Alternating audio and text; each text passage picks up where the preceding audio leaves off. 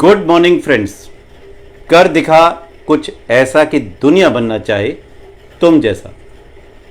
दोस्तों, हर बार की तरह अपने सिग्नेचर अंदाज में हम लोग अपना एफबी लाइव शुरू करते हैं। किसी ने बड़े कमाल की बात कही है कि सफलता वो नहीं है जहां आप नई बात नए लोगों को बताएं।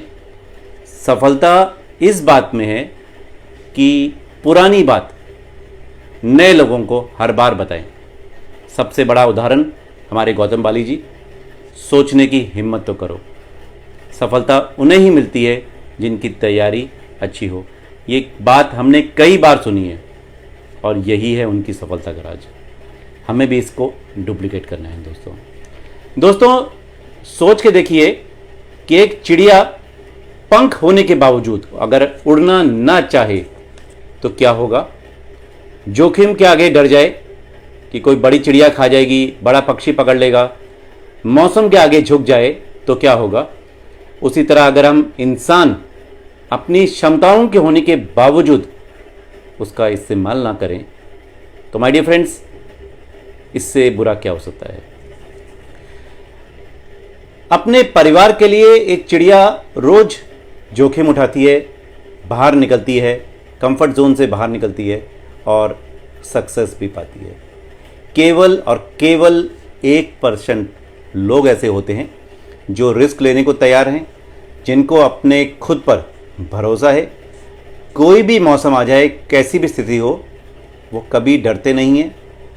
और एक चीज़ समझ लीजिए दोस्तों, आप कैसे भी हों, अगर आप चाहते हैं तो अपनी क्षमताओं को बढ़ा सकते हैं और चिड़िया की तरह हौसलों की उड़ान भर सकते हैं।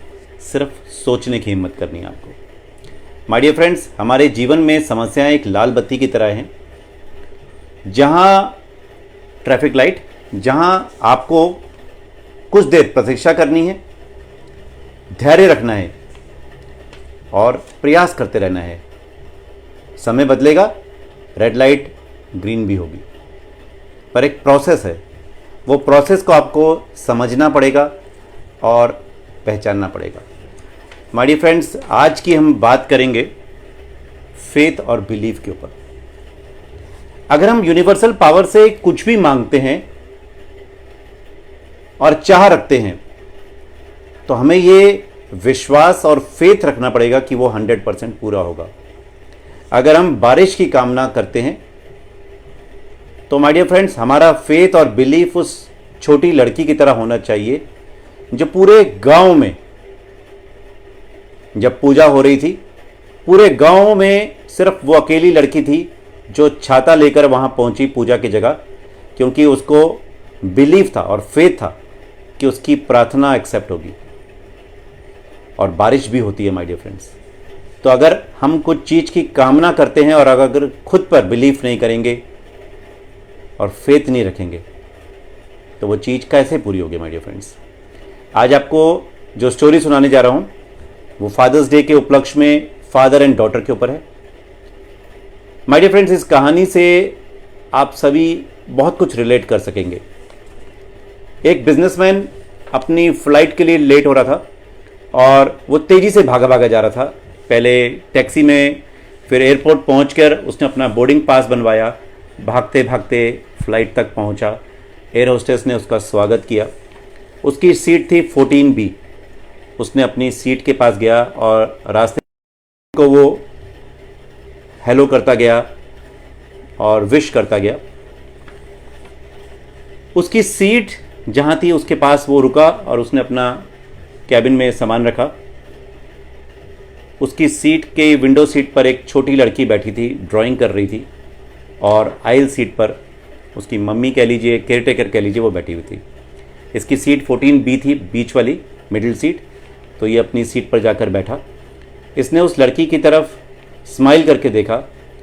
लड़की बहुत क्यूट थी और अपने काम पर, अपनी ड्राइंग पर फोकस करके करती जा रही थी ड्राइंग, बड़े आराम से। उसको कोई मतलब नहीं था दिन दुनिया में क्या हो रहा है। जब इस व्यक्ति ने, इस बिजनेसमैन ने उस लड़की को देखा तो इसको अपनी बेटी याद आ गई। उसकी भी बेटी लगभग वही उम्र की थी और ये उससे दिलचस्पी बढ़ गई, उससे बात करने लगा। वो जो छोटी बच्ची थी वो अपनी ड्राइंग करती रही और बीच बीच में जब ये बिजनेसमैन उससे कुछ सवाल करता तो उस सवाल का जवाब देती रही और बड़े आराम से अपने कलर्स करती रही।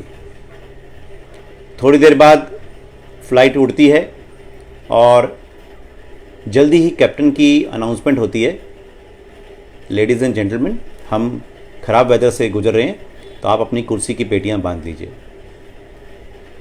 टर्बुलेंस थोड़ा आज ज़्यादा थी और काफ़ी देर तक रही।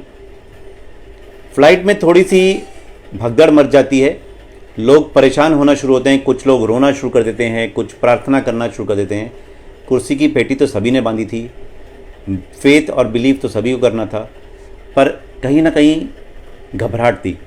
ये बिजनेसमैन भी कहीं ना कहीं थोड़ा सा घबराया हुआ था, डरा हुआ था, क्योंकि टर्बुलेंस ज़्यादा थी।